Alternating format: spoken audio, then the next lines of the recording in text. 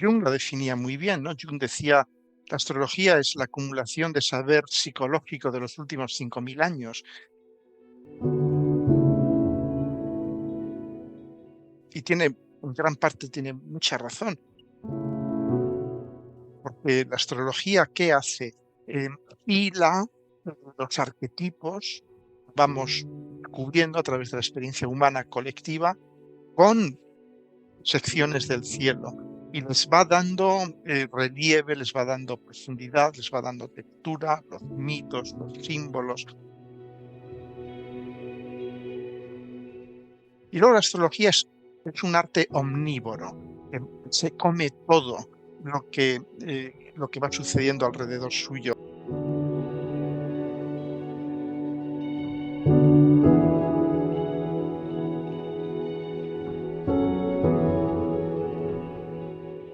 La astrología exige haber vivido, haber viajado, haber amado, haber tenido relaciones, divorcios, hijos, muertos,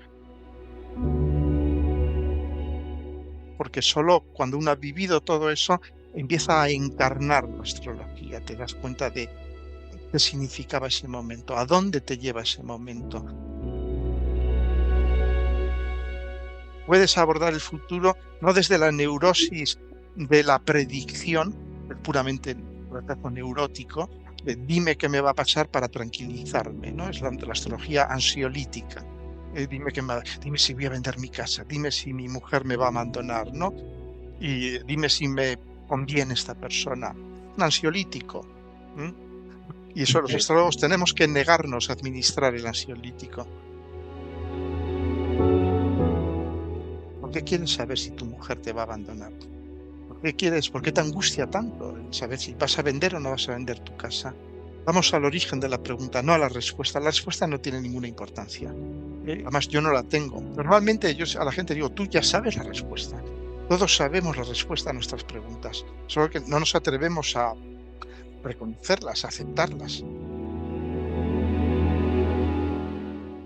Ya sabíamos que el universo es un ser vivo, ya sabemos que una galaxia es un ser vivo, ya sabemos que el Sol es un ser vivo, de alguna manera son seres orgánicos que tienen su conciencia, si podemos llamarlo así. Claro, todo eso ya lo sabíamos. La astrología es decir, bueno, pues por fin van dándose cuenta, ¿no? De esto. Bien, vale, estupendo. Claro, por supuesto, porque esa es la quinta esencia de la astrología. Darse cuenta de que formamos parte de una inmensa estructura fractal. La astrología es fractal. Son estructuras que se repiten a diferentes niveles. Que tú y yo somos de alguna manera, una representación de todo el universo. Todo el universo está en cada uno de nosotros. Conectar con el hecho de que somos el todo, que cada uno de nosotros es el todo y que por eso buscar mesías, gurús, religiones es una enorme pérdida de tiempo porque ya está todo en nosotros. Cualquier búsqueda es una búsqueda hacia adentro.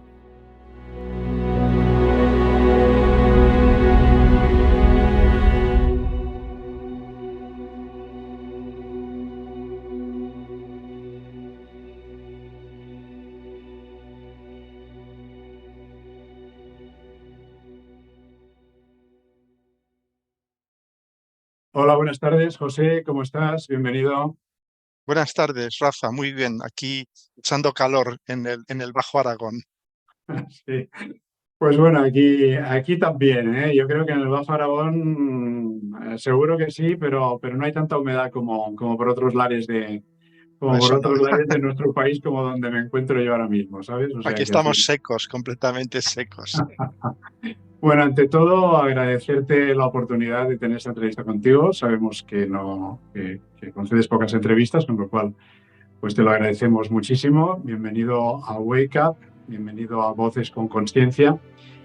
Y bueno, quizás para comenzar, comenzaría por preguntarte qué es la astrología y qué no es la astrología, porque entre nuestros seguidores hay mucha gente que quizás todavía necesiten un poco de tu conocimiento. Bueno, yo creo que es una pregunta que debieran de hacerse muchas astrólogas y astrólogos, ¿no? qué es la astrología y qué no es la astrología. Bueno, yo digo que hay tantas astrologías como astrólogas y astrólogos en el mundo, porque la astrología es un metalenguaje, es un lenguaje sagrado que nos permite descodificar y resignificar la realidad, básicamente, ¿no? Es un lenguaje potentísimo, simbólico, es un lenguaje que está en perpetua elaboración, no es un lenguaje, yo diría, eh, osificado, es un lenguaje orgánico que va evolucionando con el tiempo, va enriqueciéndose, más que evolucionando, va enriqueciéndose con el tiempo, con los nuevos mitos que son remakes, que son reediciones de los viejos mitos, y, y es un lenguaje que es un arte, no es una ciencia, de ahí ya surge la primera confusión, que por eso dicen, no, es una pseudociencia. Yo siempre digo, no, no es una pseudociencia porque no es una ciencia. Entonces, si no es una ciencia, no puede ser una pseudociencia. Es un arte que tiene, por supuesto, como todos los artes, dosis enormes de técnica, pero es como el artista. El artista cuando se pone a pintar se olvida de la técnica y pinta. El pintar, el componer música, el cantar, todos los artes son trance, son estados de trance. Es decir, estados en los que trascendemos lo egoico, lo personal, y entramos en contacto con algo que es transpersonal, con algo que es mucho más grande que nosotros y de lo que nosotros somos canales finalmente, ¿no? Entonces, la misión del astrólogo es establecer un triángulo amoroso, por así decirlo, con la persona. eh, este triángulo que consiste en tú, yo y nuestras cartas natales.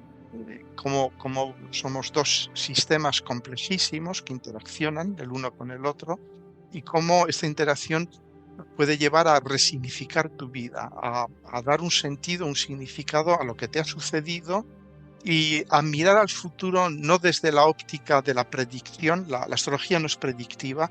Quienes piensan que la astrología sirve para predecir cosas juegan a ser Dios y se equivocan. Eh, porque nadie puede predecir nada. Es así de simple, ni siquiera la ciencia puede predecir nada. La ciencia puede predecir pequeñas cosas, la ciencia determinista, la ciencia newtoniana, la ciencia clásica, puede predecir cosas, pero cuando nos damos cuenta del minúsculo universo al que se aplica la ciencia clásica, nos damos cuenta que pueden predecir muy poquitas cosas realmente, ¿no? Lo que pasa es que hemos divinizado esta función predictiva de la ciencia.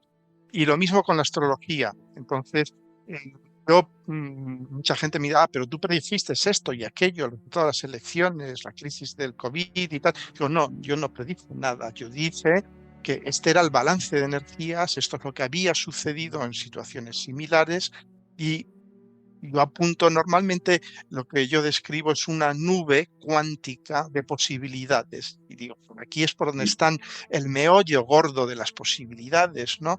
Entonces, yo hace tiempo, hablando del retorno de Urano en Tauro, pues predije, claro, lógicamente, el renacer, el retorno del fascismo y la toma del poder por parte del fascismo. ¿Por qué? Pues sucedió lo mismo hace 84 años con la Alemania nazi, Franco, Mussolini y todo aquello. Estamos viviendo ese retorno, igual que viviremos dentro de unos años la caída del fascismo, si no en todos los sitios, en muchos, ¿no? Pero ¿es eso predecir? No, eso es darte cuenta de que seguimos ciclos, porque no puedo decir exactamente en dónde va a caer, dónde no va a caer. O sea que reniego de la Bueno, naturaleza predictiva de la astrología. sí, es cierto. Bueno, y yo siempre, en una de las primeras cosas que me explicaron, porque yo he de confesarte que era un gran escéptico. Bueno, absolutamente me parecía que eso no podía ser, que no podía ser, que Neptuno, Urano, Plutón o Quirón o lo que fuera pudieran influir sobre mi vida. Más que ya me conformaba con que la Luna tenga su influencia por su proximidad gravitatoria sobre las mareas y sobre los ciclos menstruales y sobre infinidad de cosas, ciclos de la mujer, pero me parecía que el otro estaba un poco fuera de lugar. Y bueno, pues he de reconocerle que soy un converso, es decir, Y realmente me he dado cuenta de que sí. Es decir, haya o no haya explicación, que no haya una explicación lógica, muchas cosas no han tenido explicación lógica y la misma electricidad la utilizamos sin tener mucho conocimiento de lo que en sí mismo era la electricidad.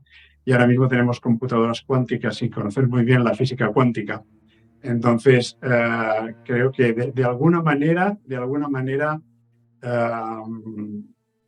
me olvido de buscar explicación y me rindo ante la evidencia de que los hechos me han demostrado una y otra vez que lo que me decía mi astrólogo, además en los últimos años, de hace muchos años ya, Héctor, a quien conoces, pues esto es lo que pasaba. Entonces, me parece fascinante lo que me dices, ese equilibrio, ese arte, porque un arte que además nace de la contemplación de los astros, de las estrellas, que además son los que siempre nos han guiado desde el principio, ya los navegantes en la antigüedad y en todo esto.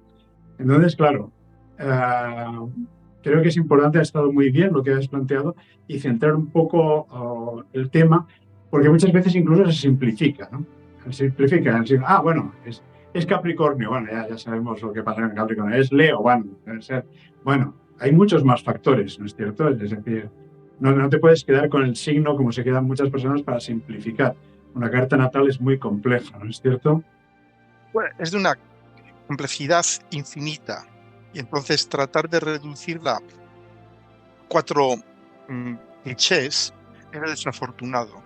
Y para empezar, además los clichés elegidos son normalmente cuando te dicen, no, pues Capricornio es un obseso de la estructura, la autoridad, la ambición y todo esto. Virgo andan completamente neuróticos con el orden, la sistematización y tal. Bueno, están describiéndote la sombra del signo. La sombra, es decir, cómo actúa el signo, el sol en ese signo, cuando no fluye. Cuando no fluye, igual que cuando te dicen, no, Escorpio es celoso, posesivo, manipulador, pues sí, claro, si tú no fluyes, si ese sol, esa energía solar no fluye, cada signo es un circuito energético. Si ese circuito se para, se gripa, ahí surge la sombra. Si el circuito circula, la energía del signo va a ser creativa. Entonces, claro, describir a alguien por estas 4 recetas de cocina que se basan únicamente en la sombra del signo y decir que tú, como eres Capricornio, pues tal y cual y ya está, sin darse cuenta que tú sí, ser Capricornio significa tienes el sol en Capricornio, pero luego tienes el ascendente en Piscis, tienes la luna aquí, Júpiter, Mercurio, las casas, y luego tienes los tránsitos, y luego tienes las progresiones, y luego tienes tu experiencia vital, y luego tienes tu sistema familiar, y luego tienes el país en el que vives, y luego tienes el momento histórico en el que vives, el zeitgeist, ¿no? El espíritu del tiempo en el que vives, y luego tienes la cultura en la que vives, etcétera, y luego tienes la era cosmológica en la que vives. Todo esto hay que factorizarlo cuando tú ves la carta de una persona. Yo muchas veces a mis alumnos les muestro la carta de una chica nacida en Alicante tal día, tal hora, y otra chica nacida en Kabul el mismo día, a la misma hora, con exactamente la misma carta natal. Alicante y Kabul tienen casi que la misma latitud, de manera que se pueden dar perfectamente que 2 personas nazcan con exactamente la misma carta natal, una en Kabul, otra en Alicante. Y no hace falta ser muy listo para saber que la chica que nace en Kabul va a tener probablemente una vida muy diferente que la chica que nace en Alicante. ¿Por qué? Bueno, pues porque nace en otro país, nace en otra cultura, nace bajo otras estrellas colectivas, por así decirlo. Y todo eso hay que factorizarlo, hay que tenerlo en cuenta. Aunque luego haya paralelos entre las 2 vidas. Luego veremos que hay paralelos significativos entre las 2 vidas, ¿no? Es la pregunta trampa que te hacen cuando te invitan a programas de televisión y de radio. Siempre hay el típico listillo escéptico que te dice, y cuando se estrelló tal avión, ¿tenían todos los ocupantes del avión la misma carta natal? Porque todos se mataron, ¿no? Es la típica pregunta trampa, ¿no? Y claro, es muy difícil explicar a la gente que 100 personas diferentes van a tener 100 muertes diferentes. Aunque parezca que es la misma muerte, los 100 se estrellan al mismo momento. y los 100 tienen diferentes cartas natales. Y ese hecho de estrellarse en el mismo momento, si tú examinas sus cartas natales, verás que las 100 vivieron 100 muertes diferentes. Cada una vivió una muerte diferente. bien Aunque, cierto. desde un punto de vista fenomenológico, los 100 se estrellaron en el mismo segundo y murieron en el mismo instante. Cierto. Es muy interesante lo que dices porque de hecho somos la enorme diversidad. En cada ser humano hay un mundo. Es decir, en una lagartija no, pues sigue unas pautas muy marcadas por la especie, pero en cada ser humano hay un mundo dentro de recuerdos, de vivencias, de esperanzas, de ilusiones, de lo que heredó de su vida intrauterina, de su infancia. Realmente es interesante lo que dices porque somos seres muy multifactoriales. Y yo cuando veo una carta natal me parece que es un reflejo de esa complejidad. Todos ahí, todo lo que explicabas, ¿no? Las casas, los astros, quizás, ¿qué sería lo fundamental que hemos de conocer? Alguien que dice, bueno, esto exactamente de qué va, esto de las casas, de los astros, ¿qué información me proporcionan? Porque en realidad es una guía, es un mapa que nos ayuda a entendernos a nosotros mismos. Para mí esto fue el descubrimiento más formidable. Es decir, que digo, "Hostia, pues esto había leído eneagrama, clasificaciones, factores de personalidad, todo eso es útil, pero la astrología te da una visión tan rica del ser humano, tan compleja, de cada uno de nosotros, de mí mismo y de las personas con las que me relaciono, que me pareció riquísima y creo que esa es una de las grandes aportaciones al autoconocimiento. Mm. Sí, la astrología, de algún modo, es el único, yo diría, el único arte que tiene un origen, si quieres, natural. Es decir, el eneagrama, por ejemplo, que conozco, que mi esposa es una psicoterapeuta gestáltica, anda con el eneagrama y estas cosas, ¿no? Que yo he leído, ¿no? Algunas de las descripciones y efectivamente hay incluso paralelos muy potentes con la astrología y tal, ¿no? Pero el eneagrama es un producto de la mente, un producto de la actividad clasificatoria y ordenatoria de la mente. Es remarcable, es notable, está bien, ¿no? Que puede ayudar. Pero claro, pero yo diría que es incomparable con la astrología. Sencillamente es incomparable. Son dos mundos diferentes, porque la astrología nace de la acumulación. Jung lo definía muy bien, ¿no? Jung decía, la astrología es la acumulación de saber psicológico de los últimos 5.000 años y en gran parte tiene mucha razón, porque la astrología, ¿qué hace? Eh, hila los arquetipos, vamos cubriendo a través de la experiencia humana colectiva con secciones del cielo y les va dando relieve, les va dando profundidad, les va dando textura, los mitos, los símbolos. Y luego la astrología es un arte omnívoro, que se come todo lo que va sucediendo alrededor suyo. Por ejemplo, hoy en día ya no tenemos escenas míticas, ya no tenemos la guerra de Troya, no tenemos a Homero escribiendo grandes sagas ni cosas de estas, ¿no? Pero sucede eso, significa eso que ya no tenemos mitología, no, todo lo contrario. Tenemos las series de televisión son la nueva mitología. Buenas series, quiero decir, ¿no? Las buenas series, si las analizáis, os daréis cuenta que tienen una fortísima estructura mitológica, ¿no? Y estas son los nuevos mitos, ¿no? Es decir, que la astrología, y yo de hecho me alimento mucho de las series, ¿no? De los autores modernos, la ciencia ficción. Ciencia ficción es pura astrología. Yo siempre digo a la gente, no utilices la astrología para adivinar el futuro. Lee a Philip K. Dick, lee a Arthur C. Clarke, eh, ve a Kubrick, porque estos son la gente que visionaron el futuro, que lo estamos viendo ahora.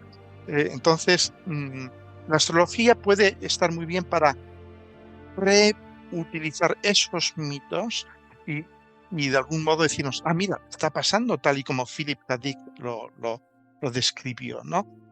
Y es lo que estamos viviendo ahora mismo, estamos viviendo una realidad dickiana totalmente, en la que los universos se separan, se vuelven paralelos, interaccionan entre ellos, vivimos esta interacción de múltiples universos, ¿no? Sobre todo con Neptuno en Piscis, ¿no? Entonces,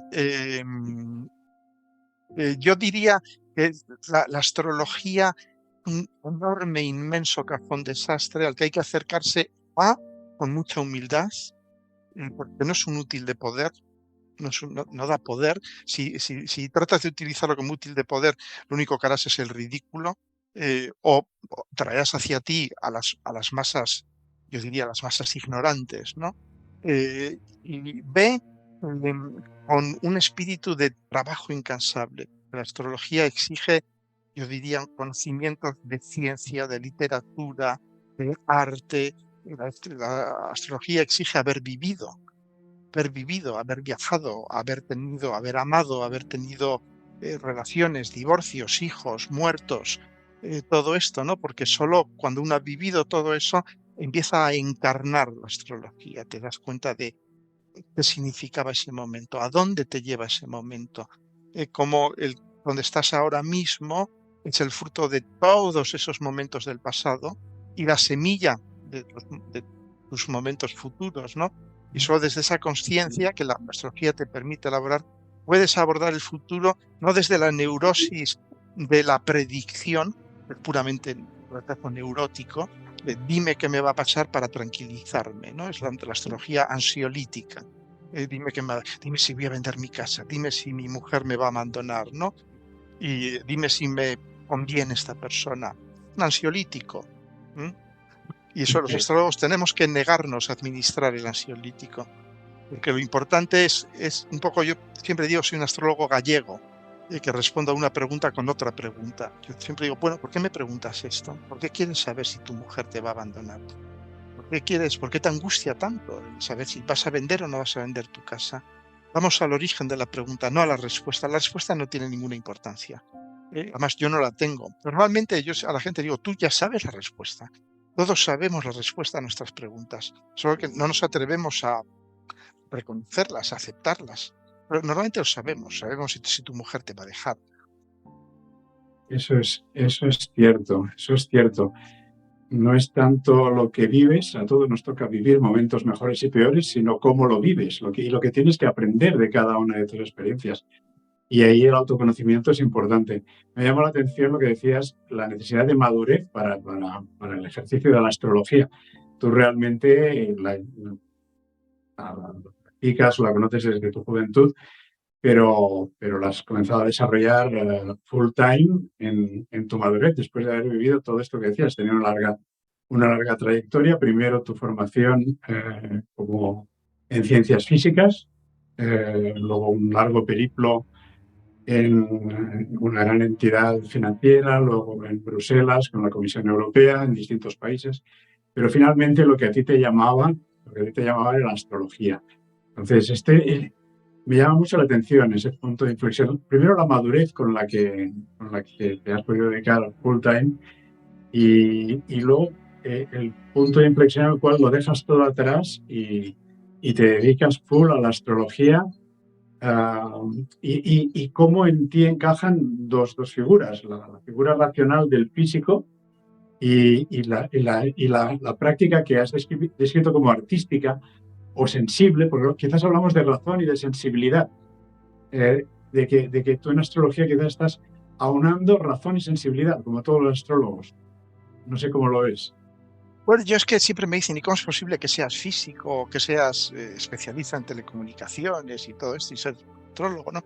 Y yo es que nunca he visto la más mínima contradicción, todo lo contrario, para mí es la misma cosa, porque la física moderna, la física cuántica, la física relativista, para empezar, nuestro lenguaje no está adaptado al mensaje de la física relativista o cuántica, no está adaptado. Nuestro lenguaje no está adaptado para decirnos que el tiempo puede viajar hacia atrás, que ciertas partículas viajan hacia atrás en el tiempo, o de que se da el fenómeno de la sincronía, el entrelazamiento cuántico. ¿Cómo expresamos eso en el lenguaje? No existe. Nuestro lenguaje no es capaz de describir la realidad del microuniverso cuántico, del macrouniverso relativista, ¿no? Entonces, por eso yo me sentía muy a gusto con la astrología, pero la astrología sí que puede describir eso. De hecho, ha estado describiendo eso desde siempre, ¿no? La sincronía, que es el entrelazamiento cuántico, la capacidad de predecir ciertas tendencias, que es el viaje hacia atrás en el tiempo, ¿no? Entonces, yo nunca me ha planteado ningún problema, ¿no? Yo pienso que la física es sumamente poética. Los físicos hablamos de la poesía de una ecuación, de la belleza de una ecuación, de la belleza de una descripción de una función de onda. Date cuenta que la función de onda de Heisenberg se representa con la letra psi, con la letra psi, que es la letra con la que escribimos, con la que denominamos a Neptuno, que es el más místico de todos los transpersonales, ¿no? Y esto, nadie puede decir que Heisenberg era astrólogo, ni digamos, tenía veleidades esotéricas, ¿no? Entonces, un poco vemos toda esta enorme correlación, esta sincronía tan grande. Y luego, yo es que, ¿cómo diría yo? Yo es que no necesito yo nunca necesité convencerme de la astrología, porque yo entré en el mundo de la astrología guiada por mi profesor de física, y después allí conecté con otros físicos, matemáticos y de todo, que también eran astrólogos. Y como yo era el único que hablaba francés en aquel momento, era todavía cuando reinaba Franco y tal, la astrología estaba medio prohibida en España, introducían ellos libros de Francia, medio de Strangis, de astrología, y yo se los traducía. Y así empecé realmente a engancharme, a darme cuenta que poco a poco me daba cuenta y digo, coño, pero, o sea, yo tenía estos momentos eureka, ¿no? Estos momentos de decir, y esto ya no me ha abandonado nunca, no me ha abandonado nunca, día a día, en cada consulta que hago, que ya no hago, ¿no? Pero cuando hacía, y ahora cuando examino los eventos mundiales y tal, es de algún modo, las cosas caen por su propio peso. Fíjate, a Jung le preguntaban, bueno, pero usted cree en Dios. Él, ya muy mayor, 3 meses antes de morir, le preguntan esto. Hay una entrevista por ahí en YouTube muy corta de 8 o 9 minutos. Y él se ríe, ¿no?, del entrevistador y dice, no, yo no creo en Dios, yo sé qué es Dios. Es muy diferente creer que saber. Y a mí con la astrología me pasa lo mismo. Yo no creo en astrología, yo sé profundamente. Yo sé profundamente que hay pues que hay una sincronía sutil, inexpresable, de una enorme complejidad entre lo de arriba y lo de abajo, ¿no? Entonces yo respeto profundamente que haya mucha gente que no vea esto, porque claro, ver esta escritura invisible, la astrología es una escritura invisible, y el astrólogo lo único que es el artista que puede ir percibiendo ciertos patrones, ciertas formas en esa escritura invisible, en ese entrelazamiento en ese telar que es que va creando la realidad, lo que llamamos realidad. Es un telar en que muchas realidades se entrecruzan y acaban configurando un tapiz, ¿no? Al final, ya cuando uno ve el tapiz en la distancia, cuando uno lo ve haciéndose no ve nada, pero cuando ve ya el tapiz hecho dice, coño, así era esto, ¿no? Y el astrólogo es la persona que puede ver el tapiz mientras se está haciendo, antes de que se haya terminado. Claro, es muy fácil a toro pasado decir, claro, el ascenso del fascismo, el siglo pasado, patatín, patatán, luego la decadencia del fascismo con la entrada de los americanos en guerra, la batalla de Stalingrado, etcétera, etcétera, ¿no? Es muy fácil ver esto a toro pasado. Lo interesante es verlo ahora, conforme se está cociendo, ¿no?, este ascenso del fascismo y su probable derrota en el 2025-26, ¿no? Ahí vivirán su Stalingrado. Pero mientras tanto, y esto solo se desarrolla en base a, yo diría, una visión que capta lo sutil, que capta la escritura invisible, ¿no? Y todo esto pues en base al estudio de los mitos, al estudio de la realidad, ver cómo cada persona o cada dirigente va encarnando un mito, de algún modo. Sí, Entonces, bueno. y de nuevo, igual que decíamos que se aúna la razón y la sensibilidad, se aúna el mito y el logos. Es que realmente me parece la astrología algo fascinante ya desde sus orígenes. Es decir, pensar, Jung decía, se hablaba de 5.000 años, evidentemente, los primeros reinos, es decir, tenían que mirar las estrellas para predecir las estaciones, para saber las estaciones de cosecha, de siembra, pero a partir de ahí es fascinante como aquellos sacerdotes astrónomos son astrólogos, son astrólogos, aprenden matemáticas mirando el cielo, es decir, y esas matemáticas les llevan a construir grandes obras de ingeniería, sistemas de regadío, pirámides, zigurats. Es impresionante cómo en sus orígenes ciencia y espiritualidad estaban unidos. Luego han divergido, actualmente la divergencia es brutal, enorme, pero yo confío en que si la realidad es única, confío en que vuelvan de alguna manera converger. Y ya que decimos cómo es posible, la pregunta que siempre me había hecho y que a mí me limitaba a aceptar, porque no la sentía como tú, la astrología, sino que tenía que creerla, eh, las teorías de Vitali Banchurin, la idea de que el propio cosmos tiene una morfología muy similar a nuestra red neuronal. Y como decía el Kybalión, que decía su principio básico, el todo es mente, el universo es mental, tal vez sea cierto. Y si así fuera, se dice que esa teoría realmente podría unir la física clásica y la física cuántica, y en un universo que es mental, pues adquiere todavía mucho más sentido la astrología para mí, es decir, lo que representa astronomía y astrología unidas, ¿no? En una metateoría. Quizás voy demasiado Bueno, lejos en lo que digo, pero es que me parece fascinante. Creo que tenemos que volver a ese punto. No puede haber esa divergencia que además nos lleva a una ética y a una moral distinta, religiosa o laica. Es decir, tenemos que finalmente el ser humano somos todos humanos y tenemos que encontrar el punto donde nos encontramos. Y si la realidad es única, tal vez estas nuevas metateorías y la propia astrología nos ayuden a esa conciliación. ¿Qué opinas? bueno, yo opino que la realidad eh, es un poco como Dios, ¿no? Que Dios es uno y trino, ¿no? Entonces la realidad es una y múltiple al mismo tiempo. Es decir, es una, porque uno se da cuenta de que lo que llamamos la realidad consensual, la realidad tangible, física, la que describe la física clásica, la vieja física, es realmente el cruce de muchas realidades, llámalas paralelas, alternativas, etcétera, ¿no? De muchos universos.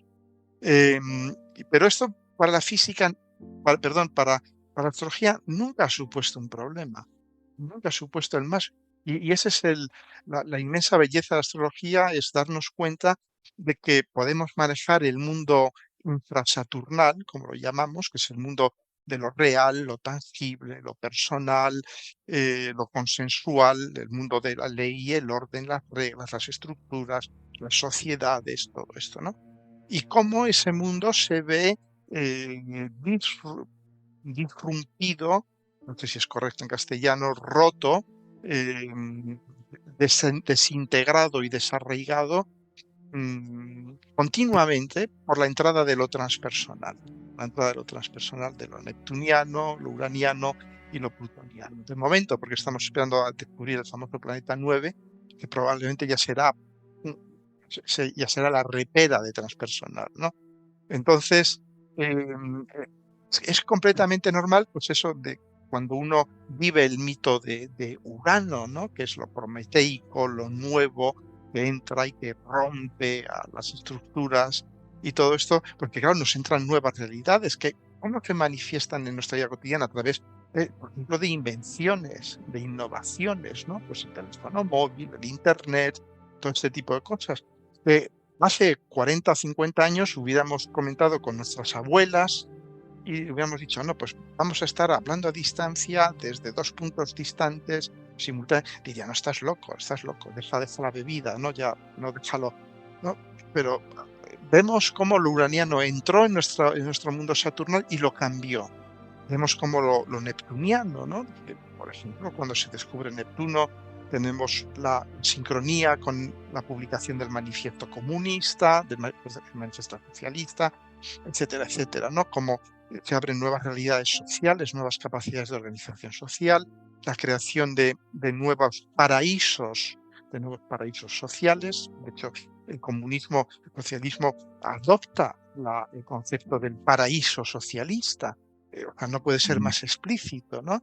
y los capitalistas a su vez adoptan el paraíso capitalista, ¿no? Es la lucha entre dos paraísos diferentes, ¿no? Entonces vemos cómo todo esto y cómo esto se va a renovar de nuevo. Entonces para nosotros no nos supone ningún problema el gestionar que hay un mundo aparente, fenomenológico, un mundo de realidad consensuada, es decir, que todos nos ponemos de acuerdo en decir se circula por la derecha, hacer esto es bueno, hacer esto es malo y tal. Y luego un mundo que rompe todo eso. Y ahora estamos en una época crucial de la humanidad, pero tenemos a los tres transpersonales durante 7 años formando un aspecto muy poderoso que va a durar 7 años. Y eso es muy, muy inusual. Y tener a los tres transpersonales formando un aspecto es un poco como cuando los tres chicos malos del patio del colegio, los tres abusones, se ponen de acuerdo. Ya dejan de actuar como individuos malotes y pasan a actuar como una banda. Se organizan como banda. Y es lo que ahora mismo estamos empezando a vivir. Se han organizado como banda y durante 7 años nos van a dar la vuelta ¿Qué absolutamente. podemos esperar? ¿Qué podemos esperar de esta conjunción o de estos malotes que se han puesto de acuerdo? ¿Qué podemos esperar? ¿Qué vientos? Porque siempre me llamó la atención aquello que se dice de que la astrología inclina pero no obliga. Es decir, a mí me resuena al viento. Es decir, el viento empuja en una determinada dirección. Tú puedes oponerte o no, pero en general las cosas van a ir por ahí.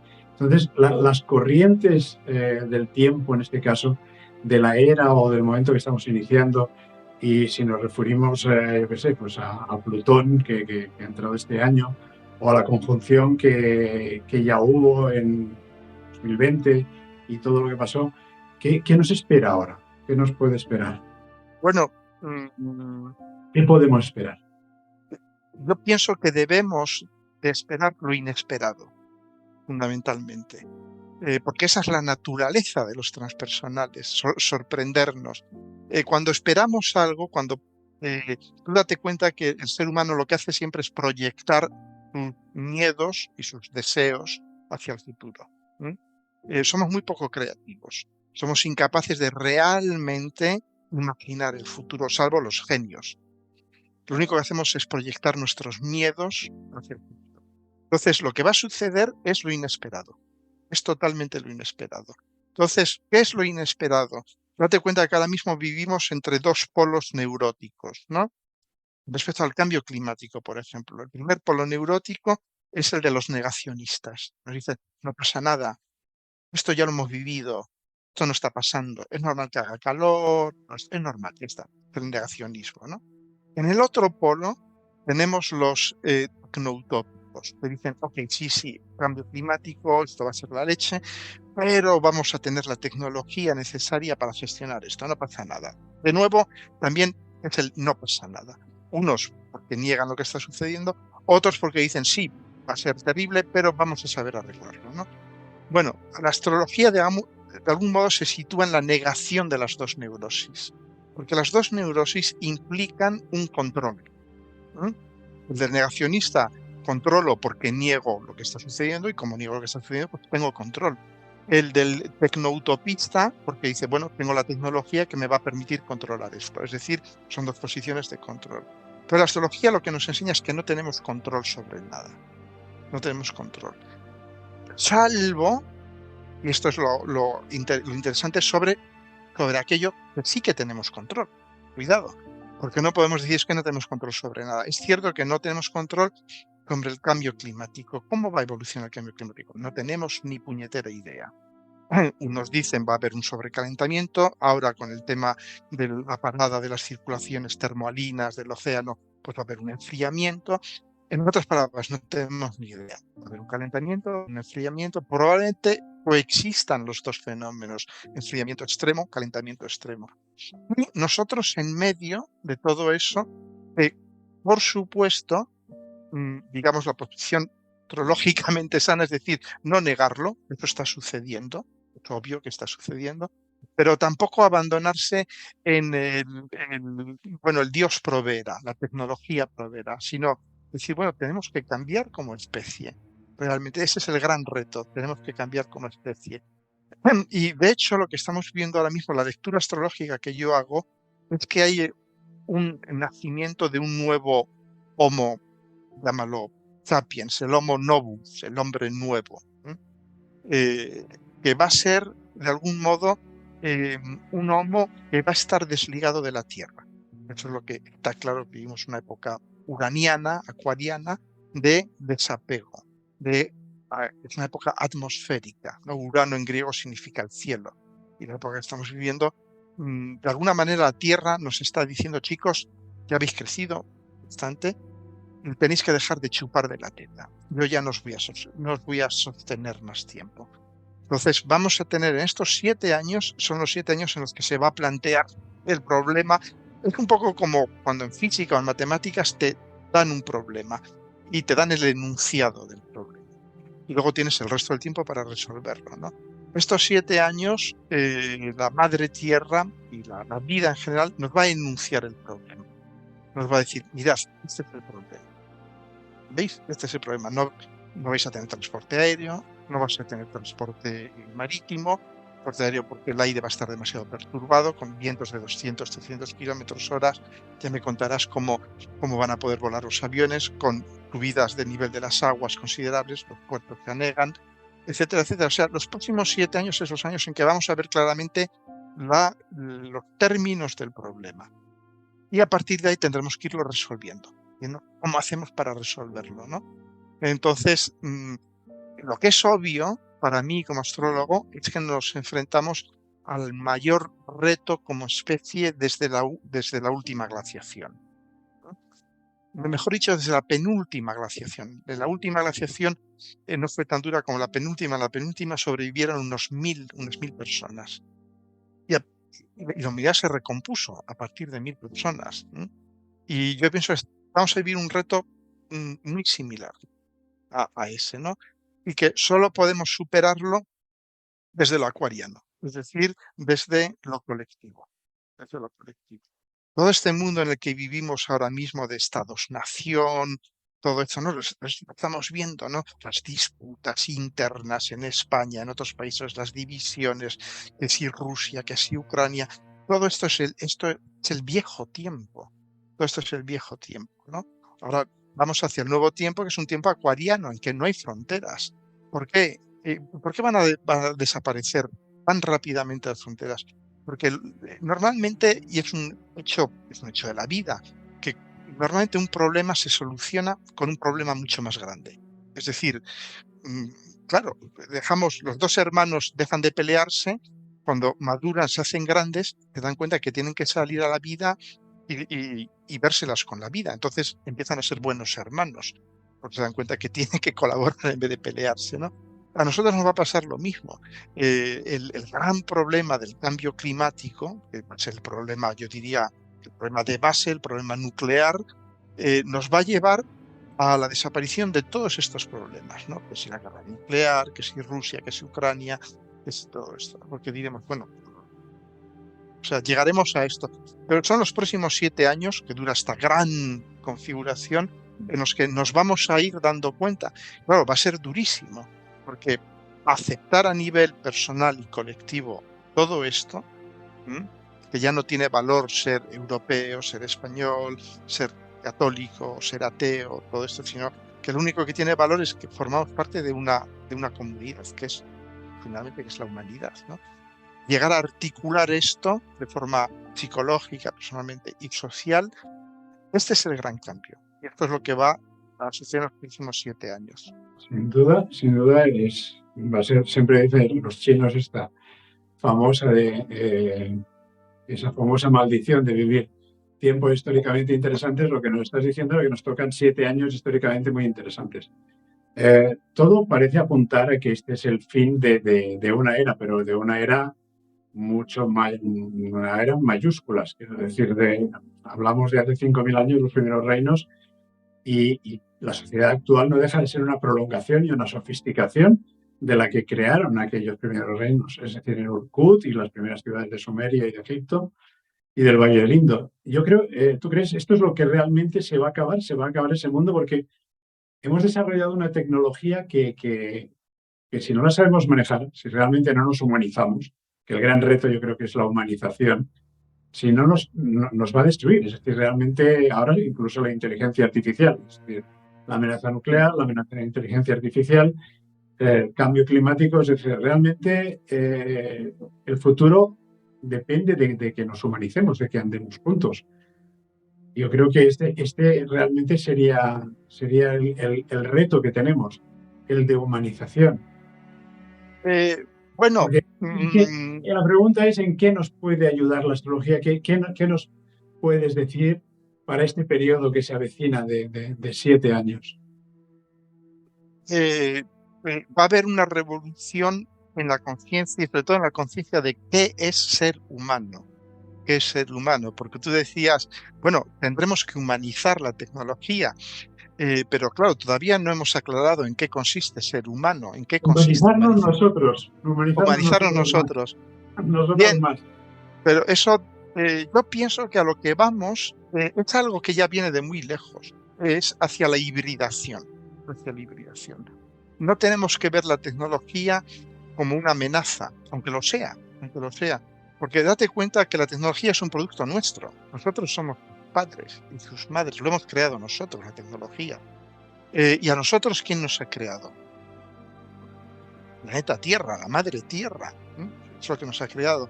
De manera que finalmente todo lo que está pasando es un producto, yo diría, natural. Claro, es muy difícil decir, es natural la contaminación, las guerras, la amenaza nuclear.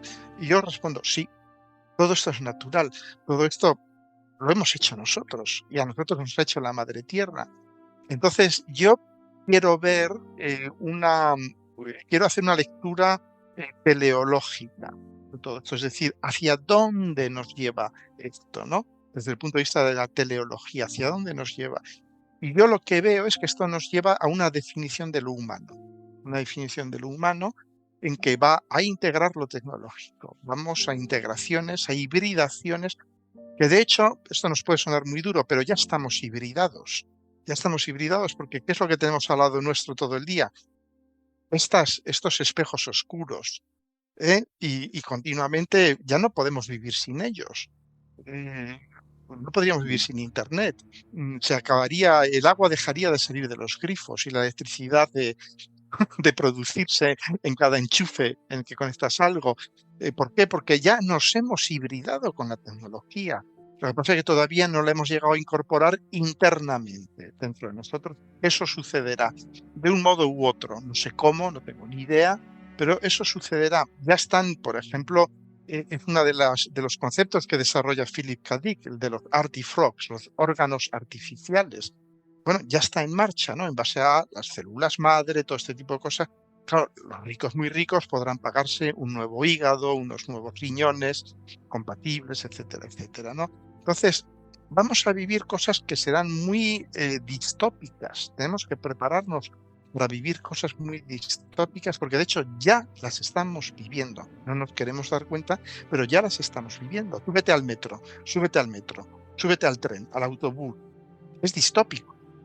Yo voy a cumplir 65 años dentro de unos días. Yo cuando vivo en el campo, ¿no? Pero cuando voy a las grandes ciudades, a Madrid, a Bruselas, etcétera, etcétera, ¿qué me encuentro? Suelo viajar en los transportes colectivos siempre. Todo el mundo con su espejo oscuro. Todo el mundo así. A veces me ha sucedido hacer una pregunta a alguien, oiga, ¿dónde está este sitio y tal? Y me contestan sin separar la mirada del espejo oscuro, ¿no? Entonces, claro, ya estamos viviendo una distopía. ¿Dónde encuentra la gente pareja? En aplicaciones, en cosas de estas, ¿no? ¿Dónde me has encontrado tú a mí? En la red, etcétera, etcétera. Ya estamos viviendo la distopía. Los nuevos modelos de negocio, yo el otro día lo comentaba con Juan Carlos, ¿no? Yo lo veo a través de mis hijos, cómo están entrando en nuevos modelos de negocio, tal. Ya la distopía ya está aquí, ya la hemos comprado.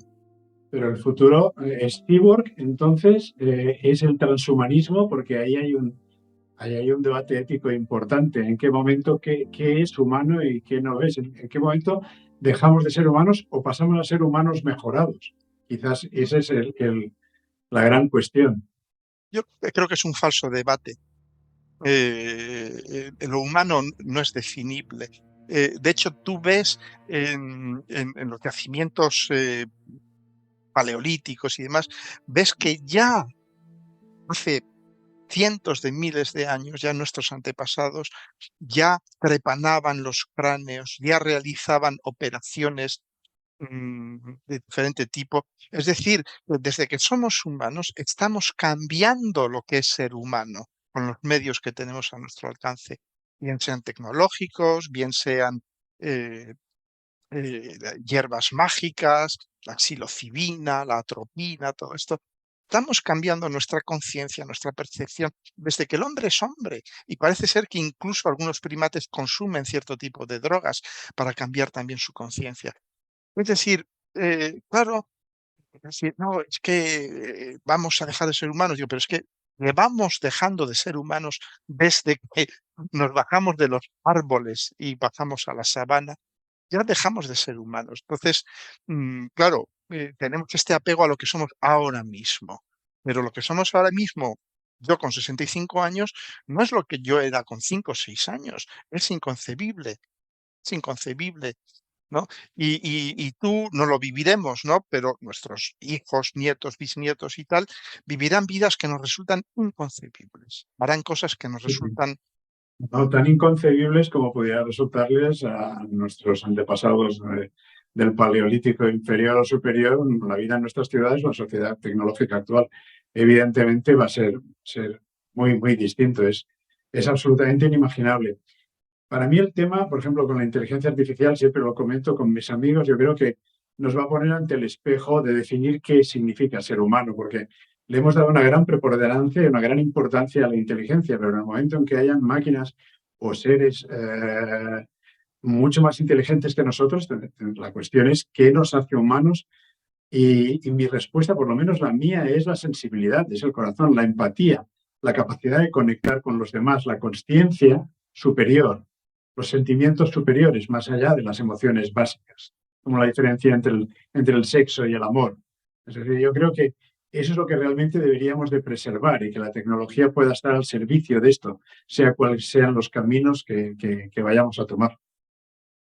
No sé, yo francamente, yo diría que me enfrento a esta cuestión con una mente absolutamente abierta, ¿no?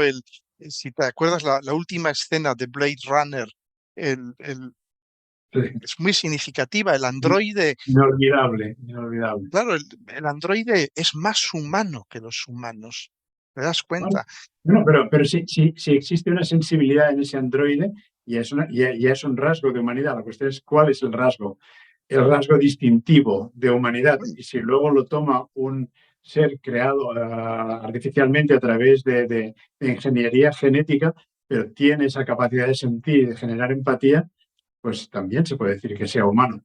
Es todo un tema de debate, como dices, y yo creo que la inteligencia artificial nos va a enfrentar a esto dentro de la nueva era de Acuario en la que entramos, porque este es el gran asunto, ¿no? Entramos en la era de Acuario. No sé si me puedes decir algo de esto, porque se ha hablado durante muchísimos años y finalmente estamos hablando de futuro. ¿Qué implica o qué implicaría esta nueva era respecto de la era que ahora termina, supuestamente? Bueno, la era de Acuario, las eras, su transición es lenta, puede llevar varios siglos, de hecho, y muchos astrólogos cifran el comienzo de la era de Acuario pues con la Revolución Francesa, el descubrimiento de Urano, la Revolución Tecnológica. Bueno, tiene sentido, yo no voy a ponerme a fijar tal fecha, ¿no? Lo que sí es claro es que ahora mismo estamos ya en el proceso de entrar ya muy de lleno en la era de Acuario. La transición se está acelerando, digamos, estamos ya en el momento en que vemos muchas cosas piscianas, pero vemos cómo se están mezclando. Es como cuando dos océanos se mezclan, las aguas durante un tiempo no terminan de mezclarse, pero luego acaban mezclándose, ¿no? Y estamos viendo muchas cosas muy mixtas, ¿no? Entre lo pisciano y lo acuariano, ¿no? Pero lo acuariano es fundamentalmente, acuario es lo atmosférico, lo estratosférico, lo sideral, es el conocimiento que viene de distanciarse de la madre tierra. De algún modo, la madre tierra nos dice, bueno, ya he acabado mi trabajo con vosotros, humanidad, y de algún modo se expulso, se expulso.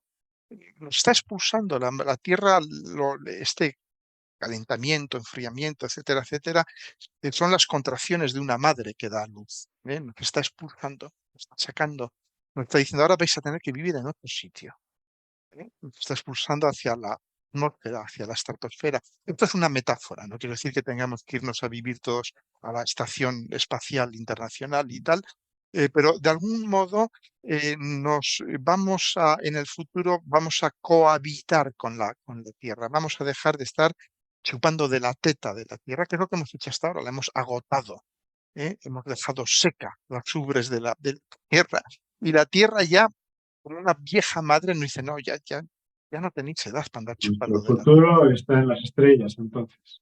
Totalmente, está en mirar hacia las estrellas, vivir ya en el desapego de lo terrestre. Y claro, eso nos cuesta mucho porque somos seres terrestres, venimos de una época muy terrestre, todos nuestros valores son terrestres. El acumular, el conservar, el disfrutar, la sensualidad, el tengo un oficio, tengo una misión social, etcétera, etcétera. Todos estos son valores terrestres, no son valores acuarianos ni valores aéreos.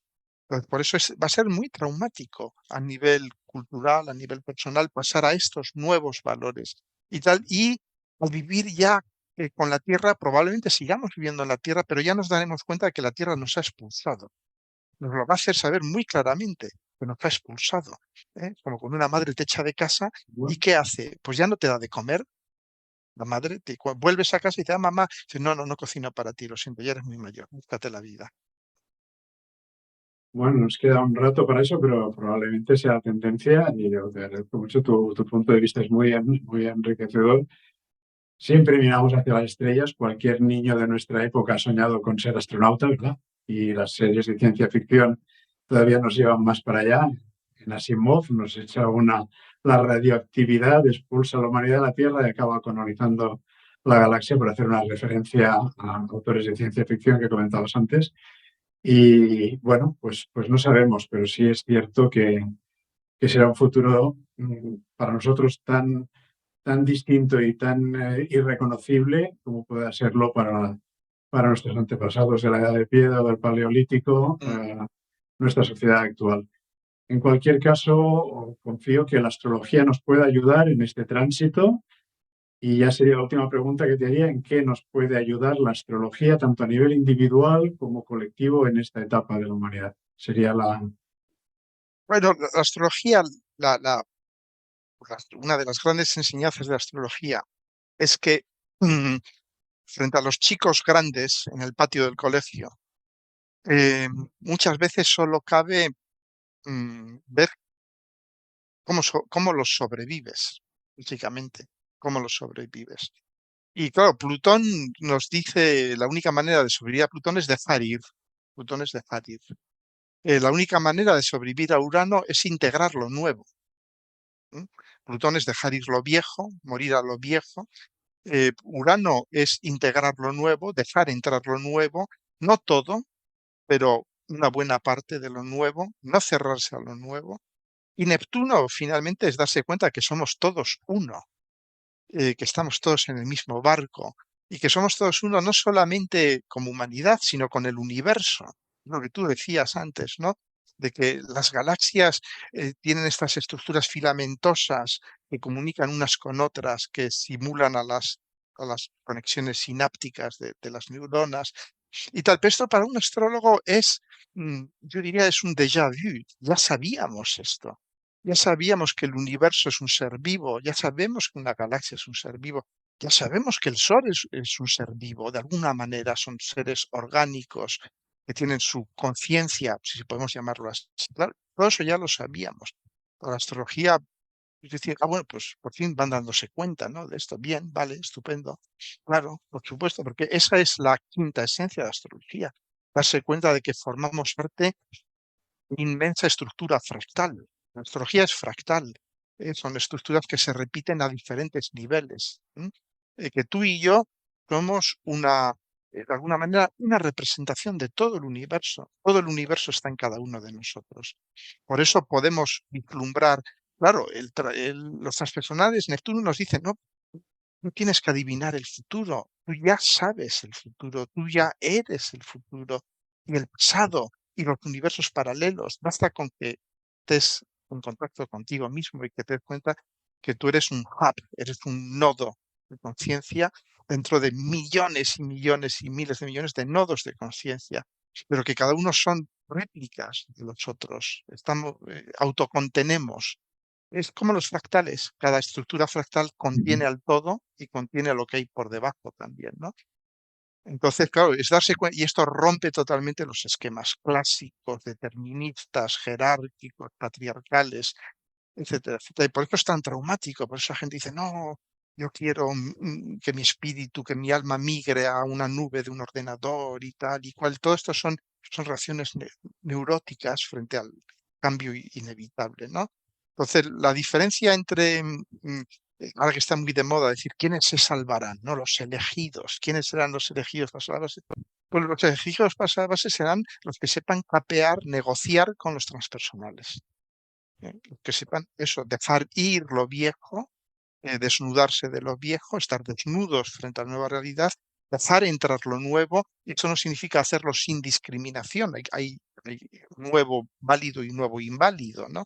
Lo vemos en los mitos uranianos, ¿no? Con los cíclopes, los hecatónquiros y todo esto, los monstruos, ¿no? Uranianos. Y conectar con el hecho de que somos el todo, que cada uno de nosotros es el todo.